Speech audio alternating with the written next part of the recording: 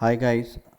आज हम बात करेंगे कि through ETF investing 10,000 monthly in 10 years 11 years we can make a portfolio of 1 crore rupees, and it's very simple, very easy, no formula, nothing. Just you need to be active कि आप जो कर रहे हो कैसे करोगे and how you gonna do that. Suppose आप अभी 10,000 रुपीज़ मंथली इन्वेस्ट करो एस आई पी पे. I will share with you कौन कौन सा S I P, which all the sector you can invest, so that slowly in 10 years you can make a good more than 1 crore rupees a portfolio. तो अगर monthly आप invest करते हो 10,000 rupees with expectation return of 30%. I know आप बोलोगे 30% कैसे return हो सकता है. ओके अगर मैं 30% रिटर्न में, I will just show you later कि 30% कैसे होगा. 30% रिटर्न पे 11 ईयर का पीरियड में your portfolio will be look like 1 crore, more than 1 crore rupees. with the investment of 13,20,000 and making 90 lakh approx, you can make 1 crore 2 lakhs portfolio. अगर मैं return को थोड़ा कम कर दूँ, as suppose I can make the return around 28%, तो it just need 12 years, one more year to achieve that goal, more than 1 crore 17 lakhs. So it is very similar कि आप कैसे करोगे, क्या करोगे. I will come to that point. So ये 10,000 अगर आप मंथली लाइक 1,20,000 रुपीज़ आप ईयरली इन्वेस्ट कर रहे हो in S I P, in E T F, not in stock. E T F जो मैंने पहले वीडियो शेयर किया था, अब it is a bunch of a sector. Okay it is a bunch of a sector जहाँ पे एक sector के अंदर बहुत सारी स्टॉक्स हैं, तो आपको बंच ऑफ सेक्टर्स लेना है ETF का, and then you start putting your money in that sector. So अगर आप लमसम करोगे तो लमसम सपोज आप 1 लाख रुपए इन्वेस्ट करते हो, lump sum only 1 lakh rupees for, and it will take around to make 1 crore rupees around 17 years with 30% return. Now I will show you how you're going to make 30% return of that.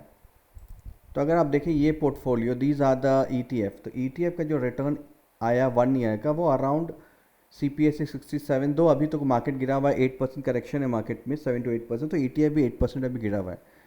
But still it look like it has given the 30% return with these all the ETF.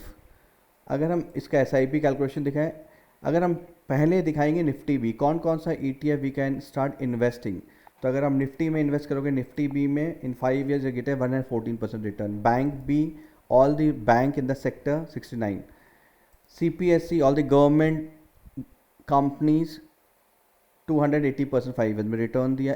Small cap HDFC 250 97%. MAFANG, it is a New York stock exchange ETF 109, and ETF junior भी 182%. तो average in 5 years 28% का return ETF के through हुआ है.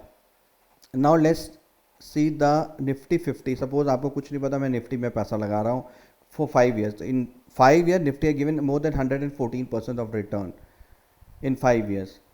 So suppose if you invest in Nifty, then you invest in bank. तो bank had given a return in 5 years is 68%. Bank थोड़ा कम return देता, but okay because you have spread your portfolio a bunch of ETF in your portfolio to grow it. Okay, and then you have a CPSE, it is a given return in 5 years is 280%, and a small cap given a return of 97%. Mafang is a US ETF, it given a return of 110%. Not bad. तो in that case अगर आप ETF में 28% मैंने आपको बताया आप return ले रहे हो, and then you do the SIP lump sum, you are doing, आप 10,000 इन्वेस्ट कर रहे हो, 30% आपको रिटर्न मिलेगा. एंड देन अगर हम इसको 11 years को लेके देखें तो इन 11 years you are making around 1 crore 2 lakh rupees.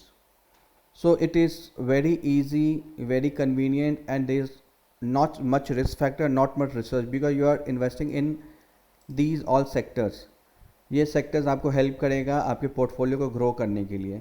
And in this 5 sector, in 6 sector you can make 28%. अगर आप सपोज वर्स्ट सिनेरियो लेते हैं कि हमारा 28% नहीं होगा, हमारा 25% होगा पोर्टफोलियो रिटर्न. क्योंकि ये पोर्टफोलियो रिटर्न आपकी, it is a market related to the return, but you are investing in our country India, so कोई दिक्कत नहीं है. तो suppose it will take 12 years, in 12 one more year, just like आपका 25% अगर रिटर्न है portfolio का, तो इन, but you're just putting 15 lakh 60,000 and making more 100 crore, making 1 crore rupees.